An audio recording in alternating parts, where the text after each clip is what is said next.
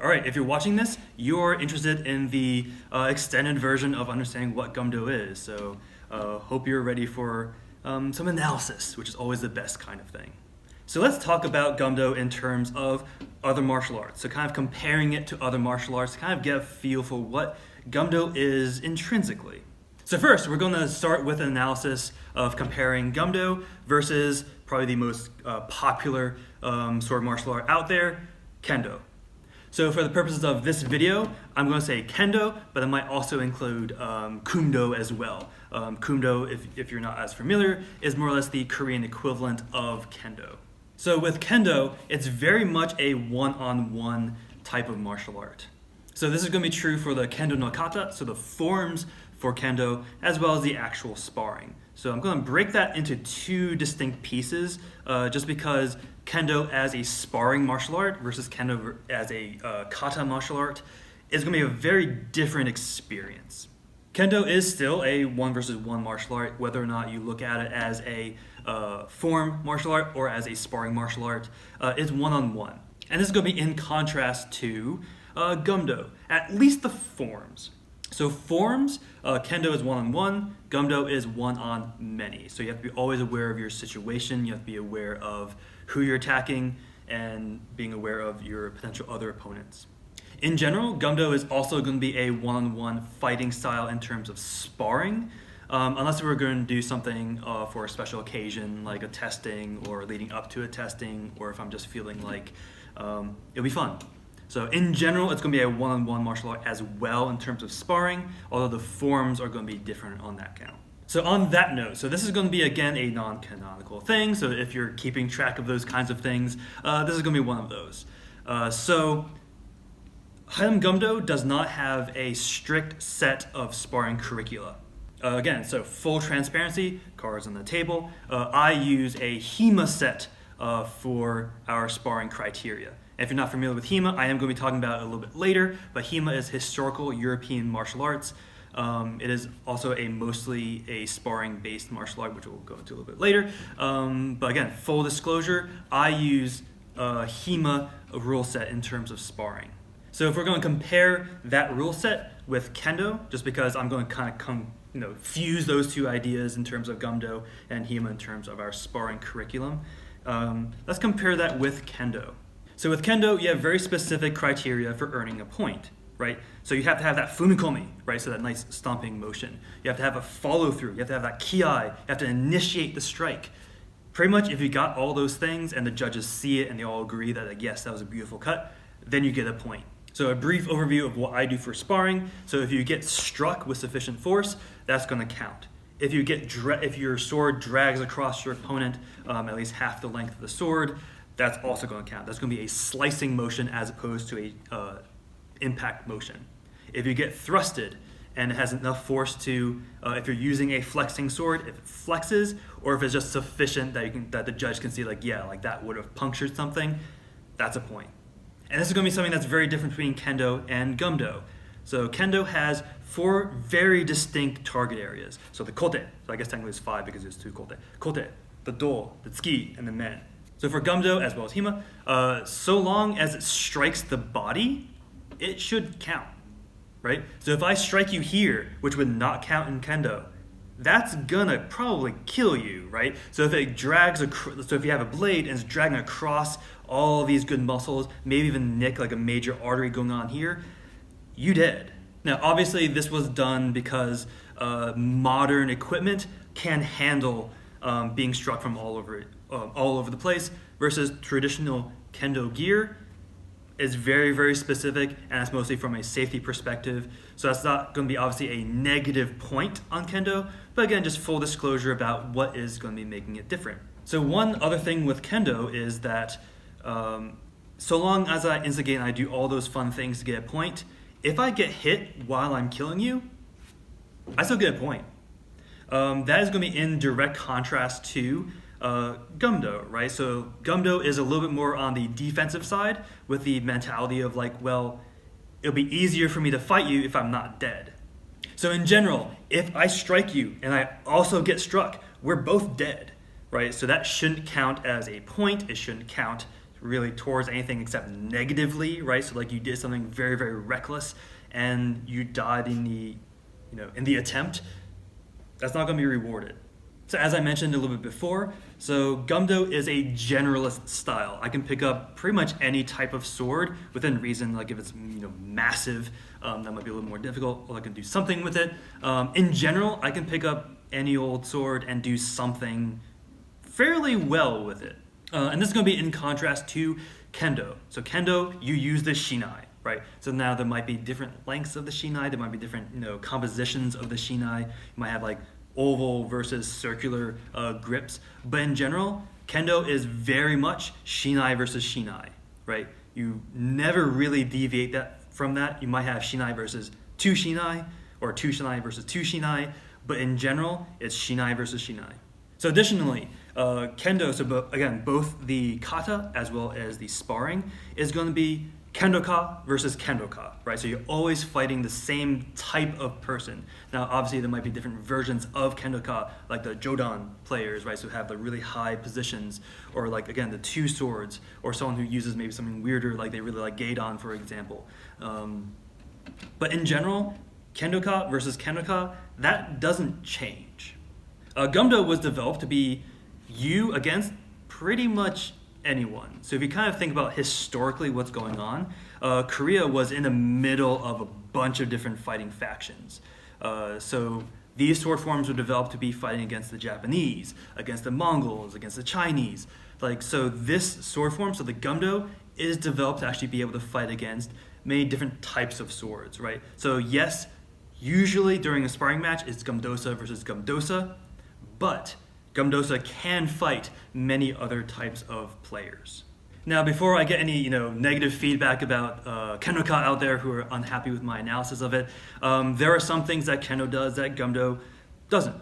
So this I'm going to combine a little bit Kendo as well as Iaido. A lot of practitioners do both. But this is something that Iaido and Kendo do that Gumdo doesn't particularly do as much. So Iaido and Kendo are very much etiquette oriented. Now that said, Gumdo has its own different kind of etiquette, but for Kendo, right?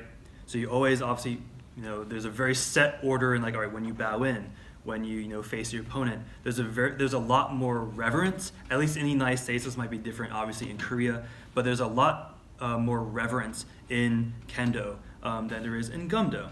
And this might also be because of the particular mentality of it. So Kendo is about earning a mentality of fighting, right? So like the idea of cutting, although you might die in the process, cutting beautifully, there's that defiance of death that Gumdo does to a certain degree, but Kendo does to a point, to the point that I would actually like to do some of those drills for us as well.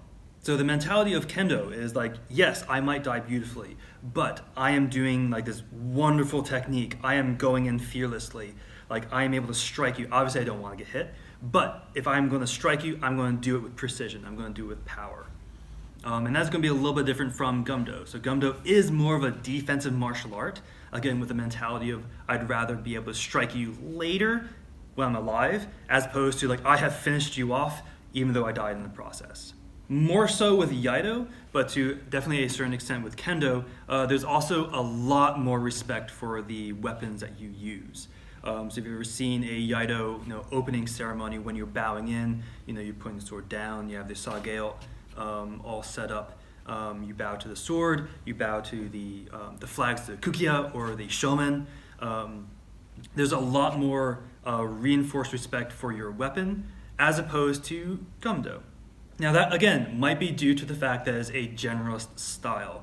So that means if I lose my sword, I can pick up another one off a battlefield and try to fight with that. So I'm not as heavily linked with any particular sword. So that might be adding to that difference in terms of respect. That said, any Gumdo master can also start to reinforce those etiquettes for his or her student as well. And I highly recommend that. That's something that I try to do with my students as well, with proper bow-ins and showing respect to your weapon. I already mentioned a little bit of Iaido, so let's go a little bit more in depth with Iaido. Iaido is mostly a martial art developed on drawing and sheathing the sword. So that said, right off the bat, Iaido is probably going to be more efficient in terms of drawing and putting the sword away than Gumdo is.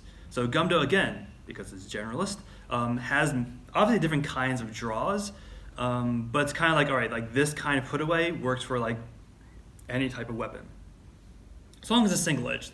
If you're using a double-edged weapon, obviously you're not going to do the pull back with the back of the sword dragging against your flesh. But if it's a single-edged weapon, you can put pretty much any sword away in the same kind of way in Gumdo. So although Iaido has us beat on the actual draw and the put away of the sword, which if you actually watch how I draw and put my sword away, you might realize I kind of stole that from them. So again, full disclosure, when I draw and put away my Segum, or I actually do use a Iaido for my own practices, you will see that I have taken some of that from there as well. Again, that's full disclosure, so there's that. So although Iaido has beat on the draw, Gumdo is actually going to be a little bit more effective in terms of the in-between. So Gumdo is all about, again, following through with the cut, making sure I'm dispatching my opponents, checking that they're in the process of becoming deceased, right? I'm trying to have nice language here as opposed to, murder, right? So you can have those downward thrusts, making sure that you're puncturing certain places. You're going to draw it out and being able to have these big sweeping motions, as opposed to Iaido is going to be mostly about, again, that dignity of a swordsman and maybe engaging with multiple opponents. In later Iaido forms, you do that, although obviously in the first couple, you're going to be seated and doing a 1-versus-1 fight. So just like in Kendo, Iaido is very etiquette driven, right? So again, the way you put down the sword, and that's really the main bread and butter of Iaido and Kendo, is learning a mentality and learning how to execute that form of respect. So let's talk about Hema. So if you're not familiar with Hema, it's historical European martial arts, and there are many different styles of it. The biggest ones I'm familiar with, and unfortunately I haven't had the privilege to train as much as I'd like to, but in general there are 3-ish, but I'm going to only mention 2 major styles of Hema. So Hema is historical European martial arts, and in general the concept of that is they take these old manuscripts, so sword fighting manuscripts, from ancient, I won't call it ancient, but from Italy and from Germany and from all these other places, and they read the manuscript and try to implement that into an actual sword fight. So the basis of my understanding of Hema is going to be primarily from my Hema instructor, and he was a fiorist, right? So someone who was able to decipher and understand the Italian style of sword fighting. From my understanding with my training with my instructor there, Gumdo and Hema have probably the most in common between any 2 martial arts that I've seen, to the point that if you're training with Gumdo, I highly, highly, highly, highly, highly recommend you also train with someone from Hema, because they're going to have very similar mentalities about how to fight, about target areas and stuff like that, that you might initially not think you have in common. So the first point is both of these styles are going to be working on the geometry of a fight. So for example, if I'm fighting one-on-one in a sparring match, if I'm fighting one-on-many in a sword form, I'm trying to think about the geometry of my body versus the bodies of pretty much everyone else on the battlefield. So what do I mean by that? So in contrast to perhaps fencing and to a certain degree Kendo as well, although in Kendo you're allowed to move around, obviously, a lot of it's very linear fighting, right? So when I am cutting in Kendo, I am following through. If I'm cutting in fencing, which I've never done, I'm on that line. But with Hema and Gumdo, a good amount of it is actually kind of eyeing the other person down for a couple of reasons. So for one, again, as a generalist, I may not know exactly what type of style you're fighting with, right? So you might be, a Kendoka. You might be, someone who trained with Wushu. You might be someone who trained with X, Y, or Z. So there's going to be some part of it where I'm just holding a guard, switching guards, kind of analyzing my opponent before I actually engage with them in a very, ideally short fight. We also utilize about the same types of stances. So if you see our Teidose, It's going to be very similar to, I believe that they call it a back stance in Hema, but we have very, very similar stances. We have very, very similar guards, to the point that you can pretty much go between Gumdo and Hema and be able to pretty much come out on, I won't say come out on top because that makes it sound arrogant, but you'll be able to, interchange the two of them pretty happily. So another thing is that both of us utilize something that's called a fluid versus a stationary guard, right? So if you're going through a form and you cut, you can go through what's called a fluid guard, right? So if I cut in a diagonal, I can, if I want to, I can stop in this chiase, right? So our lower guard, or I can move that into another one. So both of us use what's called fluid and stationary guards, right? So stationary guards are ones that I'm here to, like, I'm going to be in this position when I try to engage with you, versus fluid guards I can move through, and again, if I need to, I can switch going from one to another, but in general, we can switch through different kinds of guards. All right, and one thing that Hema does that I wish that Gumdo did a little bit more is actual sparring competitions. Again, my school likes to work with application. We like to spar. We like to actually engage one-on-one, see what works from a form, what needs a little more interpretation, a little bit more time to digest what a form is doing. So Hema, one of the main ways to kind of test out how good of a swordsman you are is by going to these tournaments and fighting other people. Now, what I really like about Hema competitions is that you're going to be fighting people not just from your own style. So for example, I trained under a Führerist. I was up against German sparrers. I was up against all these other kinds of people. If anything, most of them were not Führerist, which makes it kind of interesting.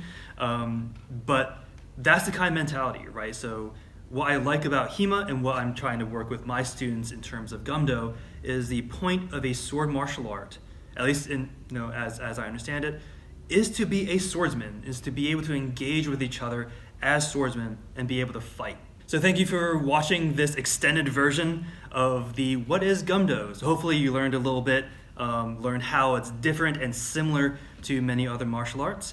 And as usual, keep an open mind and keep training. Haidong